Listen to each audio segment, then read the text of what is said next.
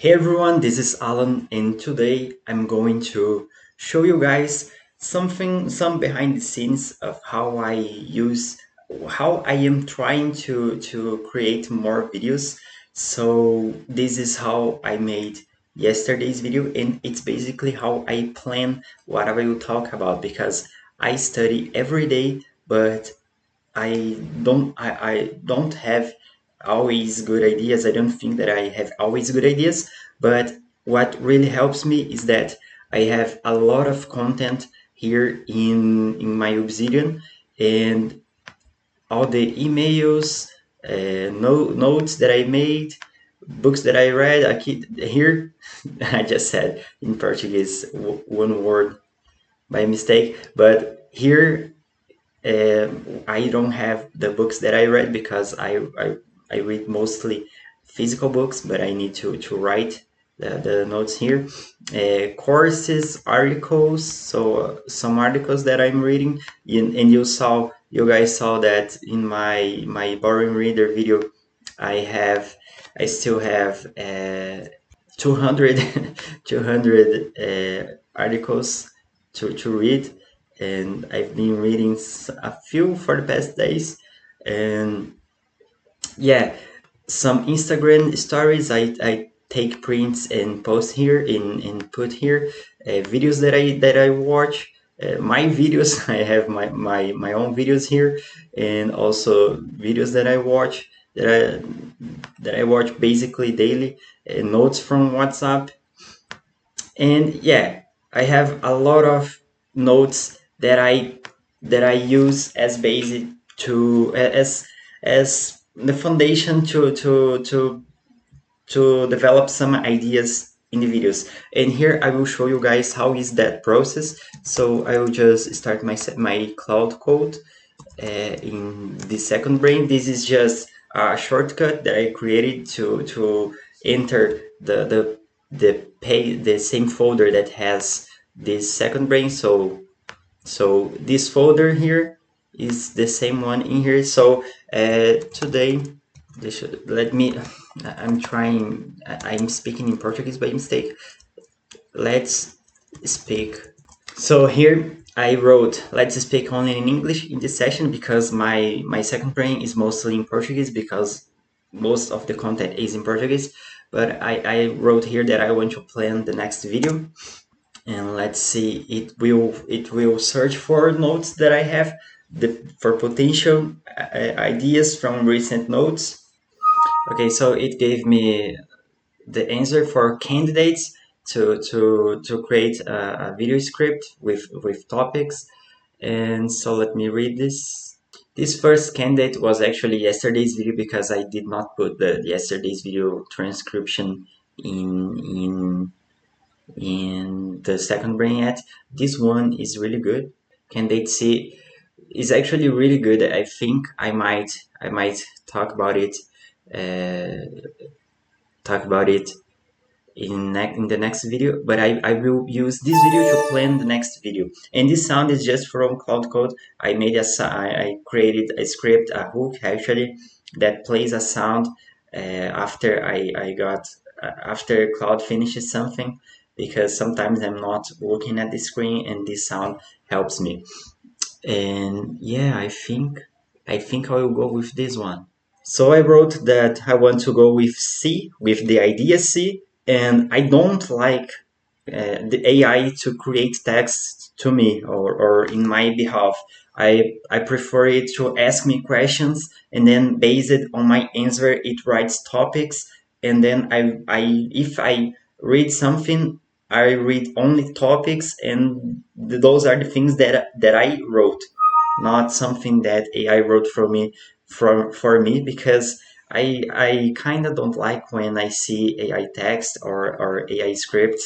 It is really obvious to me that something is created with AI, but I like its help to make me think about some things. So I just wrote the first batch of questions, and it basically says that I had 5 questions to answer, and I answered it in a really simple way. But the third one, I asked it ask another question because I did not get it quite well. So remaking the third question, it said in option A something that I really saw recently. People are using AI to summarize books and say that after they read the summarized version of the book, they count it as information absorbed. That's really a bad that's a real bad advice, because when you are reading a book, you are actually, let me get this one for example. When you are reading a book, you are actually trying to absorb the knowledge through context, through examples, through all the arguments in the book or in the chapters. And you are not only getting